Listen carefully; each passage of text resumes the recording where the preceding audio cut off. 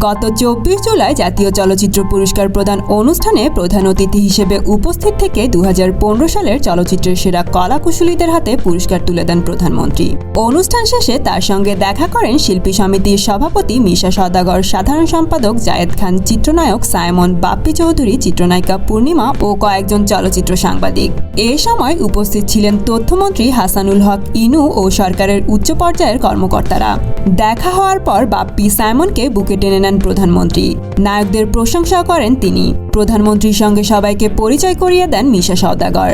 এ সময় প্রধানমন্ত্রী নায়কদের উদ্দেশ্যে বলেন, আমাদের এখানকার নায়কেরা তো অনেক সুন্দর, তোমাদের নাচ দেখে মুগ্ধ হয়েছি। দেশের চলচ্চিত্রকে সমৃদ্ধ করতে আরও বেশি ভালো কাজ করতে হবে। এ সময় রিয়াজ উপস্থিত না থাকলেও প্রধানমন্ত্রী তার অভিনয়েরও প্রশংসা করেন। শিল্পী সমিতির পক্ষ থেকে মিশা সওদাগর প্রধানমন্ত্রীকে এফডিসিতে আসার দাওয়াত দেন। জবাবে প্রধানমন্ত্রী বলেন, এফডিসিতে কখনো যাওয়া হয়নি, আমার ইচ্ছে আছে একবার যাব, দেখি সময় করে তোমাদের জানাবো।